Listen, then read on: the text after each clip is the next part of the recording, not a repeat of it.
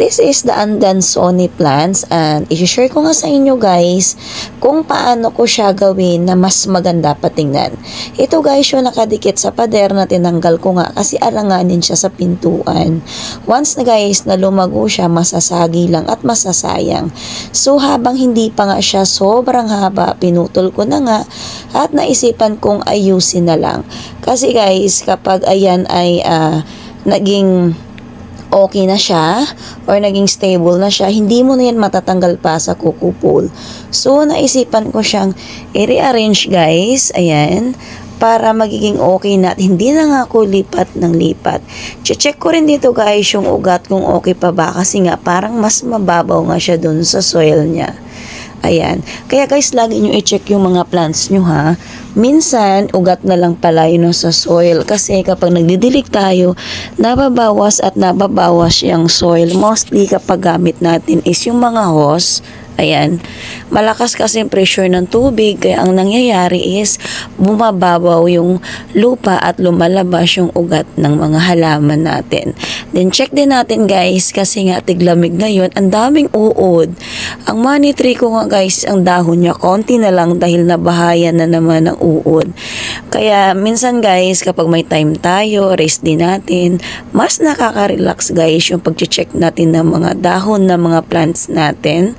Ganyan guys ginagawa ko. Alam mo yung sobrang presko na ng hangin, sobrang ganda sa pakiramdam, nakakatanggal pa nga ng stress. Actually guys, relate dito yung mga plantita na tulad ko. Alam nyo ba na sa simpleng halaman lang pero alam mo yun, napapasaya ka nila. Kaya tingnan mo yung bahay namin guys, medyo gubat na nga, charot. Sobrang nakaka-relax sa harap, sa likuran, sa garahe nga guys. Actually kahit may sasakyan, meron pa din akong plants. Kasi nga mas maganda tingnan talaga na meron kang plants sa paligid. Malinis pa guys yung hangin na pumapasok sa loob ng bahay natin. So balik na tayo dito guys sa Adansonii. Nakita ko nga guys na may space yung ilalim ng pot, kaya naisipan ko ang lagyan nga yan. Kapag kasi guys mas malago, mas maganda tingnan. So isasample ko sa inyo guys kung paano ko ito gawin. Actually guys, bala ko tong gawing house plants or ilagay sa loob ng bahay. Kaya dadamihan ko na nga siya ng lagay.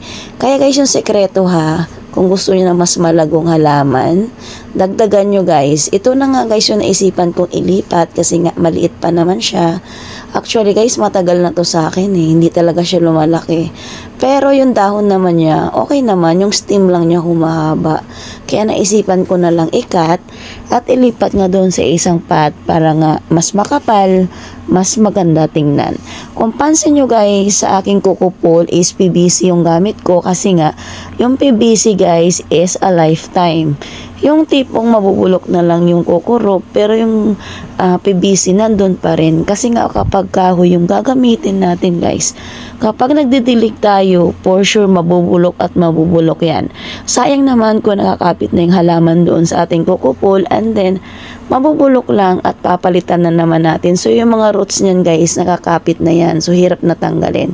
So ito nga guys yung pinaka roots niya, kahit walang leaves yan, tinanim ko na nga dyan kasi tutubo lang din naman yan. Hindi pala guys mahirap alagaan si Adansonii. Pwede siyang house plants, I mean outdoor, indoor, pwede siya. Basta wag mo lang siyang ibabad sa araw kasi magba-brown talaga yan.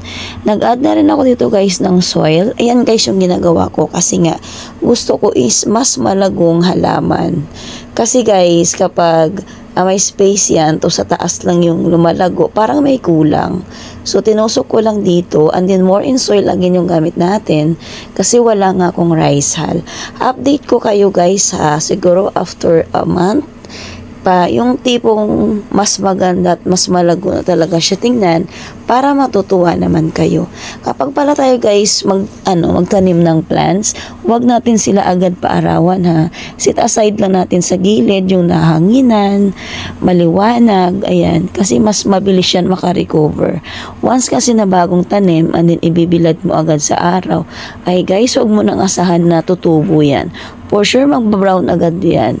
So, ayan na nga guys. Tapos na tayo dito mag-repat or mag-ayos ng ating plants. Thank you for watching. Bye!